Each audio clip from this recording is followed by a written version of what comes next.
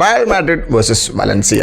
ലാലിഗയിലെ Real മാഡ്രിഡിൻ്റെ 11ാമത്തെ മാച്ചാണ്. റയൽ മാഡ്രിഡ് ആ ഒരു ടൈറ്റിൽ റേസിന് അവർ പൊയ്ക്കൊണ്ടിരിക്കുകയാണ്. അവർ തന്നെയാണ് top of the table. So അവർക്ക് ഇനി വരാൻ പോകുന്ന എല്ലാ ലാലിഗ മാച്ചസും വിജയിച്ചേ പറ്റൂ. സോ എൽ ക്ലാസിക്കോ ഒക്കെ വിജയിച്ചിട്ട് നെക്സ്റ്റ് ലാലിഗ മാച്ചാണ് റയൽ മാഡ്രിഡിൻ്റെ എന്ന് പറയുന്നത്. സോ വലൻസിയക്കെതിരെയായിരുന്നു സാന്റിയാഗോ ബെർണാബിയിലായിരുന്നു ഒരു മാച്ച് ഉണ്ടായിരുന്നത്. 4-0 എന്നുള്ളൊരു സ്കോറിന് വളരെ വലിയൊരു ആധിപത്യത്തോടു കൂടി റയൽ മാഡ്രിഡ് തന്നെ വിജയിച്ചിട്ടുണ്ട്. ആ ഒരു സ്കോറിൽ മാത്രമല്ല, കളിയിലും മാച്ചിലും കംപ്ലീറ്റ് ഒരു ഡോമിനേഷൻ റയൽ മാഡ്രിഡ് സൈഡ് തന്നെയായിരുന്നു. സോ റയൽ മാഡ്രിഡ് വിജയിച്ചു. ടേബിളിൽ 11 മത്സരങ്ങളിൽ നിന്നും 30 പോയിൻറ്റോട് കൂടി ആ ഒരു ടോപ്പ് ഓഫ് ദ ടേബിൾ. ഇനി സെക്കൻഡ് ഉള്ളത് പിന്നെ VRL ആണ്. 11 മത്സരങ്ങളിൽ നിന്നും 23 പോയിൻറ്റ്, നല്ല ഡിഫറൻസ് ഉണ്ട്. പിന്നെ അതിൻ്റെ താഴെയാണ് ബാഴ്സലോണ, 10 മത്സരത്തിൽ നിന്നും 22 പോയിൻറ്റ്. സോ അവർക്ക് ഇന്ന് മാച്ച് ഉണ്ട്, LKക്കെതിരെ അവർക്ക് ഇന്ന് മാച്ച് ഉണ്ട്. സോ മേ ബി സെക്കൻഡ് അവർ എത്തിയേക്കാം. സോ എൽ ക്ലാസിക്കോ പരാജയപ്പെട്ടതോടുകൂടി ബാഴ്സലോണ ഒന്ന് താഴോട്ട് ഇറങ്ങിയിട്ടുണ്ട്. ടൈറ്റിൽ റേസിൽ ഒരു ചെറിയൊരു ഡിഫറൻസ് നല്ലപോലെ വന്നിട്ടുണ്ട്. പിന്നെ അത്ലറ്റിക്കോ മാഡ്രിഡും തിരിച്ച് വന്നിട്ടുണ്ട് കേട്ടോ റേസിലോട്ട്. 11 മത്സരങ്ങളിൽ നിന്നും 22 പോയിൻറ്റ് അവർക്കായിട്ടുണ്ട്. സോ അങ്ങനെ മൊത്തത്തിൽ ലാലിഗ കുറച്ച് ടൈറ്റ് ആയിക്കൊണ്ടിരിക്കുകയാണ്. പക്ഷേ റയൽ മാഡ്രിഡ് ഒരു ഇച്ചിരി ഡിഫറൻസോട് കൂടി മുന്നിൽ നിൽക്കുന്നുണ്ട് ആ ഒരു top of the table. So ഇനി വരാൻ പോകുന്ന മാച്ചസുകളെല്ലാം റയൽ മാഡ്രിഡിന് വിജയിച്ചേ പറ്റൂ. സാബി അലോൻസോയ്ക്ക് വന്ന സീസണിൽ, ഡെബ്യൂ സീസണിൽ ലാലിഗ ടൈറ്റിൽ അടിച്ചേ പറ്റൂ. സാബി അലോൻസോയുടെ പല ടാക്ടിക്സും, എസ്പെഷ്യലി എൽ ക്ലാസിക്കോയിൽ എടുത്ത പല ടാക്ടിക്സും, ബാഴ്സലോണ ടീമിനനുസരിച്ച് എടുത്ത ടാക്ടിക്സും നമുക്ക് എല്ലാവർക്കും ഇഷ്ടപ്പെട്ടു. ആ ഒരു മാച്ച് വിന്നിങ് നമുക്ക് കാണാൻ പറ്റി. എൽ ക്ലാസിക്കോ കണ്ടിന്യൂസ് ആയിട്ട് 5 മാച്ചസ് പരാജയപ്പെട്ടിട്ട് എൽ ക്ലാസിക്കോയിൽ അതാണ് ഉദ്ദേശിച്ചത്. ലാസ്റ്റ് സീസണിൽ including friendly 5 continuous El Clasico പരാജയപ്പെട്ടതിന് ശേഷം ഒരു എൽ ക്ലാസിക്കോ കൊണ്ടുവരുന്നു. പിന്നെ അതുപോലെ തന്നെ നമ്മുടെ സിനദിൻ സിദാൻ കഴിഞ്ഞ് കഴിഞ്ഞാൽ മാനേജർ സ്ഥാനം ഏറ്റെടുത്ത് ഫസ്റ്റ് എൽ ക്ലാസിക്കോ വിജയിക്കുന്ന 2ാമത്തെ കോച്ചായിട്ട് സാബി അലോൻസോ മാറുന്നു. സോ ടോട്ടലി നല്ല കാര്യങ്ങളാണ് ഇപ്പോൾ കറൻറ്റ്ലി പൊയ്ക്കൊണ്ടിരിക്കുന്നത്. പിന്നെ അതുപോലെ തന്നെ നമ്മുടെ വിനി ജൂനിയറിൻ്റെ അപ്പോളജി, അതും ഭയങ്കരമായിട്ട് ആഘോഷിക്കൽ, മീഡിയയിൽ ഭയങ്കരമായിട്ട് വന്നിരുന്നല്ലോ. കാരണം വേറൊന്നുമല്ല, അദ്ദേഹം ആ ഒരു എൽ ക്ലാസിക്കോ മാച്ചിൽ സബ്സ്റ്റിറ്റ്യൂട്ട് ചെയ്ത സമയത്ത് അദ്ദേഹം ഒട്ടും സാറ്റിസ്ഫൈഡ് അല്ലായിരുന്നു. അതുകൊണ്ട് തന്നെ അദ്ദേഹം പല കാര്യങ്ങളും പറഞ്ഞിട്ടാണ് പോയത്. പിന്നെ ആ ഒരു വേർഡ്സ് ഒക്കെ പുറത്ത് വരുന്നു, താൻ ടീം വിടുകയാണ്, ഇങ്ങനെയാണ് തനിക്ക് നിൽക്കണ്ട. കാരണം അത്രയും നല്ല ഫോമിൽ കളിച്ചുകൊണ്ടിരിക്കുന്ന ഒരു പ്ലെയറിനെ പിൻവലിച്ചു. 71ാമത്തെ മിനിറ്റിലും കണ്ടിട്ട് വലിച്ചിട്ടുണ്ട് അദ്ദേഹത്തെ. സോ അദ്ദേഹം അങ്ങനത്തെ കുറേ കാര്യങ്ങൾ, ഞാൻ ടീം വിടുകയാണ്, ഞാൻ ഇനി ഇവിടെ നിൽക്കുന്നില്ല എന്നുള്ള രീതിയിലൊക്കെ അദ്ദേഹം പറഞ്ഞിട്ട് നേരെ ഡ്രസ്സിംഗ് റൂമിലോട്ട് പോകുന്നു. അത് ഭയങ്കരമായിട്ട് ചർച്ചയാവുന്നു. സാബി അലോൻസോയോട് ചോദിക്കുന്നു. അപ്പോൾ അദ്ദേഹം പറയുന്നു, വിനീഷ്യസ് ജൂനിയർ എന്ന് പറയുന്നത് വളരെ ഹോണസ്റ്റായിട്ട് പറഞ്ഞൊരു കാര്യം തന്നെയാണ്. അദ്ദേഹം ടീമിന് വേണ്ടി നല്ല കോൺട്രിബ്യൂഷൻ ആയിരുന്നു ആ ഒരു മാച്ചിൽ കൊടുത്തത്. ആ ഒരു സമയത്ത് പിൻവലിച്ച സമയത്ത് അദ്ദേഹത്തിന് ഇഷ്ടപ്പെട്ടില്ല. വളരെ ഹോണസ്റ്റായിട്ടുള്ള റിയാക്ഷൻ അദ്ദേഹം കൊടുത്തു. അദ്ദേഹം ടീമിനെ നല്ല കോൺട്രിബ്യൂഷനാണ് കൊടുത്തിട്ടുള്ളത്. പബ്ലിക്കായിട്ട് അപ്പോളജി പറഞ്ഞിട്ടുമുണ്ട്. സോ അത് വളരെ ഹോണസ്റ്റ് ആയിട്ടുള്ള റിയാക്ഷൻ മാത്രമായിട്ടാണ് കാണുന്നത്. പണിഷ്മെൻ്റ് ഒന്നും വിനീഷ്യസ് ജൂനിയറിന് കൊടുക്കാൻ പോകുന്നില്ല എന്ന് തന്നെയായിരുന്നു സാബി അലോൻസോ പ്രസ് മീറ്റിൽ പറഞ്ഞത്, ഈ ഒരു മാച്ചിന് തൊട്ട് മുമ്പ് പ്രസ് മീറ്റിൽ പറഞ്ഞത്. So literally no problem, no issue in Real Madrid camp എന്നുള്ളതാണ് പലരും പറയുന്നുണ്ട്. വിനീഷ്യസ് ജൂനിയർ മറ്റേ PSG പോകും, അങ്ങോട്ടേക്ക് പോകും, ഇങ്ങോട്ട് പോകും, സാബി അലോൻസോയും വിനിയും തമ്മിൽ വലിയ സുഖത്തിലൊന്നും അല്ല എന്നുള്ള രീതിയിലൊക്കെ പലരും പറയുന്നുണ്ടായിരുന്നു.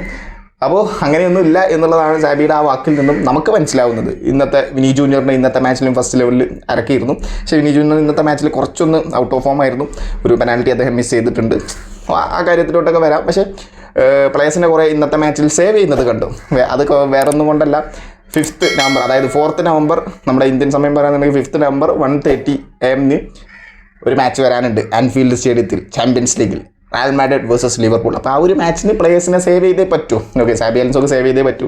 എംബാപ്പെ, വിനി ജൂനിയർ ഇവരൊക്കെ വളരെ നേരത്തെ തന്നെ പിൻവലിക്കുന്നു. ചെവനിനെ പിൻവലിക്കുന്നു, അങ്ങനെ ഹ്യൂസനെ പിൻവലിക്കുന്നു. പ്ലേയേഴ്സിനെ കുറേ സേവ് ചെയ്യുന്നതും കഴിഞ്ഞ മാച്ചിൽ നമ്മൾ കണ്ടു വലൻസിയക്കെതിരെ. അപ്പോൾ എന്തായാലും ആ ഒരു ഡോമിനേഷൻ കിട്ടിയതോടുകൂടി സാബി അലോൻസോ അദ്ദേഹം പ്ലേയേഴ്സിനെ സേവ് ചെയ്യുന്നു. അങ്ങനെ വളരെ ബ്യൂട്ടിഫുൾ ആയിട്ട് ആ ഒരു മാച്ച് അദ്ദേഹം എക്സിക്യൂട്ട് ചെയ്യുന്നു എന്നുള്ളതാണ് നമുക്ക് ഈ ഒരു മാച്ചിൽ നിന്നും മനസ്സിലാക്കാൻ പറ്റുന്നത്. അപ്പോൾ റയൽ മാഡ്രിഡ് അവരെ സാബി അലോൻസോ അവരൊക്കെ ഫസ്റ്റ് 11 എന്ന് പറയുന്നത് ഗോൾ കീപ്പറായിട്ട് ദിബോ കൂട്ടുവെ, ലെഫ്റ്റിൽ കരേരാസ്, പിന്നെ അതുപോലെ തന്നെ CB ആയിട്ട് മിലിറ്റാവോ, ഹ്യൂസൺ, പിന്നെ റൈറ്റ് ബാക്ക് ആയിട്ട് ഫെഡേ വാൽവെർദെ. ട്രെൻഡിനെ ഇറക്കിയിട്ടില്ല. കാർവഹാളിന് വീണ്ടും ഇഞ്ചുറി ആയി, മസിൽ ഇഞ്ചുറി ആയി. അപ്പോൾ കുറച്ച് മാസം കൂടി അദ്ദേഹം പുറത്തിരിക്കേണ്ടി വരും, കുറച്ച് വീക്സും കൂടി അദ്ദേഹം പുറത്തിരിക്കേണ്ടി വരും എന്നുള്ളതാണ് വാർത്തകൾ വരുന്നത്. വന്നു എൽ ക്ലാസിക്കോക്ക് ഇറങ്ങി അവർ ലമീൻ യമാലുമായിട്ട് എന്തോ ഒരു വാക്തർക്കം, ടോക്ക് ലെസ് എന്നൊക്കെ പറഞ്ഞാണ്ട് അദ്ദേഹം പോയി വീണ്ടും ഇഞ്ചുറി ആയി. അതാണ് ഇപ്പോൾ ഡാനി കാർവാളിൻ്റെ അവസ്ഥ എന്ന് പറയുന്നത്. പിന്നെ മിഡ്ഫീൽഡറായിട്ട് ആർദെ ഗോളറും എച്ചവരിയും, പിന്നെ അതുപോലെ ജൂഡ് ബെല്ലിംഗാമോ അതിന് ഇറങ്ങിയിട്ടുണ്ടായിരുന്നത്. പിന്നെ റൈറ്റ് വിങ്ങിൽ റൈറ്റ് വിങ്ങിൽ മസ്തൻവാനോ, കിലിൻ എംബാപ്പെ, ലെഫ്റ്റ് വിങ്ങിൽ വിനീഷ്യസ് ജൂനിയർ. ആ ഒരു ഫോർമേഷനിൽ തന്നെയായിരുന്നു ഇറക്കിയിട്ടുണ്ടായിരുന്നത്. കാരണം വിജയം നിർബന്ധമാണ് ലാലിഗയിൽ. വിൻ എന്ന് പറയുന്ന ഫാക്ടറിന് ഭയങ്കരമായിട്ടുള്ള ഇമ്പോർട്ടൻസ് ഉണ്ട്. കഴിഞ്ഞ സീസണിലും നമുക്ക് ഓർമ്മയുണ്ട്, ഈ ഒരു ടൈം ആയപ്പോഴേക്കും റയൽ മാഡ്രിഡ് മുന്നിലെത്തിയിരുന്നു, പിന്നെ ബാഴ്സലോണ അവിടെ നിന്ന് പിടിച്ചു വന്നു. അപ്പോൾ വിജയം കൊണ്ടുവന്നേ പറ്റൂ. അപ്പുറത്ത് ആൻഫീൽഡിൽ അങ്ങനെ ലിവർപൂളിനെതിരെ മാച്ച് ഉണ്ടെന്ന് വിചാരിച്ച് ഇവിടെ ഇവരൊന്നും ഇറക്കാതിരുന്ന് കഴിഞ്ഞാൽ പണി വരും എന്നുള്ളത് സാബി അലോൻസോക്ക് വളരെ കൃത്യമായിട്ട് മനസ്സിലായി എന്ന് തന്നെയാണ് എനിക്കതിൽ നിന്നും മനസ്സിലായത്. സോ അങ്ങനെ അവരെ ഇറക്കുന്നു. തുടക്കം തന്നെ എംബാപ്പയുടെയും വിനീഷ്യസ് ജൂനിയറിൻ്റെയും ബെല്ലിംഗാമിൻ്റെയും നല്ല കുറേ ഷോട്ടുകളും നല്ല അറ്റാക്കുകളും ഉണ്ടായിരുന്നു. പക്ഷേ വലൻസിയയുടെ ഗോൾ കീപ്പർ അതിവിദഗ്ധമായി അത് സേവ് ചെയ്യുന്നതാണ്, വളരെ ബ്യൂട്ടിഫുള്ളായിട്ട് അത് സേവ് ചെയ്യുന്നതാണ് നമ്മളത് കണ്ടത്. പിന്നെയാണ് ഫസ്റ്റ് തന്നെ നമ്മുടെ ഒരു കോർണർ കിക്ക് വരുന്നു. കോർണർ കിക്ക് വന്ന സമയത്ത് അർദെ ഗുളർ അത് എടുക്കുന്നു. അർദെ ഗുളർ എടുത്ത് നമ്മുടെ എദർ മിലിറ്റാവോ ഹെഡ് ചെയ്യാൻ വേണ്ടി ആ ഒരു ബോൾ പോകുന്നു. അദ്ദേഹം ഹെഡ് ചെയ്യുന്നു. ഹെഡ് ചെയ്ത സമയത്ത് വലൻസിയയുടെ ഡിഫൻഡർ അത് ക്ലിയർ ചെയ്യുന്ന സമയത്ത് അദ്ദേഹം അത് ഹെഡ് വെച്ചതാണ്, പക്ഷേ അത് കയ്യിലാണ് കൊണ്ടത്. ഓക്കെ, കയ്യിൽ കൊണ്ടത് കൊണ്ട് തന്നെ ആദ്യം റഫറി പിടിച്ചില്ല, പിന്നെ വാർ ചെക്ക് ചെയ്ത സമയത്ത് അദ്ദേഹം പ്രോപ്പറായിട്ട് കാണുന്നു അത് പ്രോപ്പർ ഹാൻഡ് ബോൾ ഉണ്ട് എന്നുള്ളത്. എനിക്കും അത് പെനാൽറ്റി ആണ് എന്ന് തന്നെയാണ് എൻ്റെയും പേഴ്സണൽ അഭിപ്രായം. സോ അത് റഫറി പെനാൽറ്റി തന്നെ കൊടുക്കുന്നു. അത് കിലിയൻ എംബാപ്പെ, അവരുടെ ഫസ്റ്റ് പെനാൽറ്റി ടേക്കറായിട്ടുള്ള കിലിയൻ എംബാപ്പെ വരുന്നു, പെനാൽറ്റി കിക്ക് എടുക്കുന്നു, ഗോളാവുന്നു. 1-0 എന്നുള്ള സ്കോറിന് കിലിയൻ എംബാപ്പെ മുന്നിലെത്തും. കിലിയൻ എംബാപ്പെ ഗോൾഡൻ ബൂട്ട് ബെർണാബ്യൂവിൽ വീണ്ടും കൊണ്ടുവന്നിട്ടുണ്ട്. എന്തായാലും ക്രിസ്ത്യാനോ റൊണാൾഡോ പോയതിന് ശേഷം പിന്നെ ഒരു ഗോൾഡൻ ബൂട്ട് ഇങ്ങോട്ടേക്ക് വന്നിട്ടില്ല, യൂറോപ്യൻ ഗോൾഡൻ ബൂട്ട് വന്നിട്ടില്ല. കുറേ കാലങ്ങൾക്ക് ശേഷം എന്തായാലും കിലിയൻ എംബാപ്പയ്ക്ക് ബെർണാബ്യൂവിലോട്ട് അത് കൊണ്ടുവരാൻ സാധിച്ചിട്ടുണ്ട് എന്നുള്ളതാണ് കഴിഞ്ഞ മാച്ചിൻ്റെ ഒരു രസകരമായിട്ടുള്ള ബ്യൂട്ടിഫുൾ ആയിട്ടുള്ളൊരു കാര്യം എന്ന് പറയുന്നത്. പിന്നെ player of the month, last മന്തിലെ പ്ലെയർ ഓഫ് ദ മന്ത് ഒക്ടോബറിലെ പ്ലെയർ ഓഫ് ദ മന്ത് എന്ന് പറയുന്നത് കിലിയൻ എംബാപ്പയാണ്. സോ അതും കാണിക്കുന്നുണ്ടായിരുന്നു. സോ ആ ഒരു എംബാപ്പെ തന്നെ വീണ്ടും ഗോൾ സ്കോർ ചെയ്ത് വീണ്ടും അവർ ഈ സീസണിലെ യൂറോപ്യൻ ഗോൾഡൻ ബൂട്ടിനും കിലിയൻ എംബാപ്പെ റേസ് ചെയ്യുന്നുണ്ട്. അപ്പുറത്ത് ഹാരി കെയ്നൊക്കെ നല്ല കോമ്പറ്റീഷൻ കൊടുക്കുന്നുണ്ട് കേട്ടോ. സോ അങ്ങനെ എംബാപ്പയുടെ ഗോൾ സ്കോറിങ്ങിലൂടെ മാച്ച് സ്റ്റാർട്ട് ചെയ്യുന്നു. പിന്നെ അത് കഴിഞ്ഞ് ജൂഡ് ബെല്ലിംഗാം ആർദെ ഗുളറിനൊരു ബോൾ കൊടുക്കുന്നു. ആർദെ ഗുളറിന് മാച്ചിൻ്റെ തുടക്കത്തിൽ അദ്ദേഹത്തിൻ്റെ ആംഗിളൊന്ന് ജസ്റ്റ് ചെറുതായിട്ട് ട്വിസ്റ്റ് ചെയ്തിരുന്നു. ഓക്കെ, നമ്മളെല്ലാവരും ഇഞ്ചുറി ആണെന്ന് പേടിച്ചു പോയി ഫസ്റ്റ് മിനിറ്റ് തന്നെ. ഓക്കെ, പക്ഷേ ഇത് ഇഞ്ചുറി അല്ല. ഓക്കെ, അദ്ദേഹം പിന്നെ കുഴപ്പമൊന്നുമില്ലാതെ നടന്നു. ആ സമയത്തൊന്നും അദ്ദേഹം കുറച്ച് ഡിസ്കംഫേർട്ട് ഫീൽ ചെയ്തെങ്കിലും പിന്നെ അതിന് വലിയ കുഴപ്പമില്ല. No issues for his ankle എന്നുള്ള രീതിയിലാണ് പിന്നെ അദ്ദേഹം മാച്ച് കണ്ടിന്യൂ ചെയ്യുകയും ചെയ്തു. ഓക്കെ, അങ്ങനെ ജൂഡ് ബെല്ലിംഗാം ആർദെ ഗുളറിനൊരു ബോൾ കൊടുക്കുന്നു. ആ ഒരു ബോൾ നേരെ കിലിയൻ എംബാപ്പെ കൊടുക്കുന്നു. വലൻസിയയുടെ ഡിഫൻഡർ അത് ഹെഡ് ചെയ്യാൻ നിൽക്കുന്നു, പക്ഷേ അതിന് ഹെഡ് ചെയ്യാൻ പറ്റിയില്ല. കിലിയൻ എംബാപ്പെ ബാക്കിൽ അവിടെ വെയിറ്റ് ചെയ്ത് നിൽക്കുകയാണ്. ആ ബോൾ തന്നെ കോൺസെൻട്രേറ്റ് ചെയ്ത് വാച്ച് ചെയ്ത് നിൽക്കുകയാണ്. അദ്ദേഹത്തിൻ്റെ കയ്യിലോട്ട് എത്തി ആ ബോൾ ഷോട്ട് അടിച്ചു. ഓക്കെ, അങ്ങനെ 2-0 എന്നുള്ളൊരു സ്കോറിന് 31ാമത്തെ മിനിറ്റിൽ തന്നെ റയൽ മാഡ്രിഡ് മുന്നിലെത്തി. ഓക്കെ, റയൽ മാഡ്രിഡ് മുന്നിലെത്തി. പിന്നെ അത് കഴിഞ്ഞിട്ടാണ് നമ്മുടെ ഈ ഒരു ഇൻസിഡൻറ്റ് വരുന്നത്. അതായത് വിനി ജൂനിയർ ഒരു ഷോട്ട് എടുക്കുന്നു, ഗോൾ കീപ്പർ അത് സേവ് ചെയ്ത് ഗോൾ ഡിഫൻഡറിൻ്റെ ദേഹത്ത് തട്ടിപ്പോയതാണെന്ന് തോന്നുന്നു. അത് കരേരാസിന് ഇടുന്നു. കരേരാസ് എന്തായാലും ആ ഒരു ബോട്ടം കോർണറിലോട്ട് പെനാൽറ്റി ബോക്സിൻ്റെ വലൻസിയയുടെ പെനാൽറ്റി ബോക്സിൻ്റെ ബോട്ടം കോർണറിലോട്ട് ക്രോസ് ചെയ്യാൻ വേണ്ടി അങ്ങോട്ടേക്ക് പോകുന്നു. വലൻസിയയുടെ ഡിഫൻഡർ അതിൻ്റെ ഇടയിൽ ആ ബോൾ എടുക്കുന്നതിൻ്റെ ഇടയിൽ അദ്ദേഹം കരേരാസ് പാസ് ചെയ്തു. ഡിഫൻഡർ നേരെ അടിച്ചത് കരേരാസിൻ്റെ കാലിനാണ്. പെനാൽറ്റി കിട്ടുന്നു. ഓക്കെ, വളരെ കോൺഫിഡൻ്റ് ആയിട്ട് ആ ഒരു പെനാൽറ്റി വിനീഷ്യസ് ജൂനിയർ കയ്യിലെടുക്കുന്നു. ഞാൻ എടുക്കാം, ഇത് ഞാൻ ഗോളാക്കാം എന്നുള്ള രീതിയിൽ അദ്ദേഹം ആ ഒരു വളരെ കോൺഫിഡൻ്റ് ആയിട്ട് ആ ഒരു പെനാൽറ്റി എടുക്കുന്നു. വളരെ കോൺഫിഡൻ്റ് ആയിട്ട് എടുക്കുന്നു. വളരെ കോൺഫിഡൻ്റ് ആയിട്ട് വലൻസിയയുടെ ഗോൾ കീപ്പറിൻ്റെ കയ്യിലോട്ട് അടിച്ചു കൊടുക്കുന്നതുമാണ് നമ്മളെന്തായാലും കണ്ടത്. ഓക്കെ, വിനീഷ്യസ് ജൂനിയർ കുറച്ചും കൂടി പെനാൽറ്റി ടേക്കിൽ കുറച്ചും കൂടി സ്കില്ല് ഡെവലപ്പ് ചെയ്തെടുക്കേണ്ടിയിരിക്കുന്നു. ഓക്കെ, അദ്ദേഹം എടുക്കുന്ന പെനാൽറ്റീസ് എല്ലാം ഗോൾ കീപ്പറിന് വിഷൻ ചെയ്യാൻ പറ്റുന്നുണ്ട്, ഗോൾ കീപ്പർക്ക് ട്രാക്ക് ചെയ്യാൻ പറ്റുന്നുണ്ട് അദ്ദേഹം എങ്ങോട്ടേക്ക് അടിക്കുന്നത് എന്നുള്ള രീതിയിൽ. അത് അദ്ദേഹം കുറച്ചും കൂടി ബെറ്റർ ആക്കി കഴിഞ്ഞ് കഴിഞ്ഞാൽ നന്നായിരിക്കും എന്നാണ് എൻ്റെ ഒരു അഭിപ്രായം. അദ്ദേഹത്തെ എന്തായാലും ഫസ്റ്റ് പെനാൽറ്റിയിലേക്ക് ഒന്ന് മാറ്റിയത് എന്തായാലും നന്നായി. എംബാപ്പയെ വെച്ചത് നന്നായി. അത് എംബാപ്പയാണ് കുറച്ചും കൂടി പെനാൽറ്റി ടേക്കിംഗ് എബിലിറ്റിയിൽ കുറച്ചും കൂടി സ്കിൽഡ് ആയിട്ടുള്ള ആൾ. കളി കഴിഞ്ഞിട്ട് സാബി അലോൻസോയുടെ ആ കാര്യവും ചോദിക്കുന്നുണ്ടായിരുന്നു പ്രസ് കോൺഫറൻസിൽ. അപ്പോൾ സാബി അലോൻസോ വളരെ കൃത്യമായിട്ട് പറയുന്നുണ്ട്, ഫസ്റ്റ് പെനാൽറ്റി ടേക്കർ എന്ന് പറയുന്നത് കിലിയൻ എംബാപ്പയാണ്, അത് കൺഫേം ആണ്, അതിൽ മാറ്റമൊന്നുമില്ല. സെക്കൻഡാണ് വിനിയുള്ളത് എന്നുള്ളത്. ഓക്കെ, അങ്ങനെ വിനീഷ്യസ് ജൂനിയർ ആ ഒരു പെനാൽറ്റി മിസ് ചെയ്യുന്നു. അത് മിസ് ചെയ്തു എന്ന് വിചാരിച്ച് വലിയ പ്രശ്നങ്ങളൊന്നുമില്ല. 2-0 എന്നുള്ള സ്കോറിന് ഓൾറെഡി അപ്പാണ് 3-0 എന്നുള്ള രീതിയിൽ ആക്കാമായിരുന്നു. ഓക്കെ, അങ്ങനെ അതെന്തായാലും ആ ഒരു പെനാൽറ്റി കഴിഞ്ഞു. പിന്നെയാണ് ഹാഫ് ടൈം വരുന്നത്. ഹാഫ് ടൈം ആയപ്പോഴേക്കും നമ്മുടെ ചുമലിനെ പിൻവലിച്ച് എഡ്വാർഡോ കമവിംഗയെ കൊണ്ടുവന്നിരുന്നു. പിന്നെ അത് കഴിഞ്ഞിട്ടാണ് എനിക്ക് തോന്നുന്നു വിനീഷ്യസ് ജൂനിയർ എംബാപ്പയ്ക്ക് ഒരു ചാൻസ് കൊടുക്കുന്നുണ്ടായിരുന്നു അദ്ദേഹത്തിൻ്റെ ഹാട്രിക് കംപ്ലീറ്റ് ചെയ്യാൻ വേണ്ടിയിട്ട്. പക്ഷേ എംബാപ്പെ അത് അടിച്ചു, ഗോളായില്ല. വലൻസിയയുടെ ഗോൾ കീപ്പർ അത് സേവ് ചെയ്തു. അത് നല്ലൊരു അറ്റാക്കായിരുന്നു. എംബാപ്പയ്ക്ക് ഹാട്രിക് കംപ്ലീറ്റ് ചെയ്യാമായിരുന്നു. ഒരു അടുത്തായിരുന്നു. Okay, box to box goal കീപ്പറിൻ്റെ അടുത്തുമായിരുന്നു, അത് നമ്മുടെ ഗോൾ പോസ്റ്റിൻ്റെ അടുത്തുമായിരുന്നു. പക്ഷേ ഇത് ഗോളാക്കാൻ പറ്റിയില്ല എംബാപ്പയ്ക്ക്. അങ്ങനെ ആ ഒരു അറ്റാക്ക് കഴിഞ്ഞു.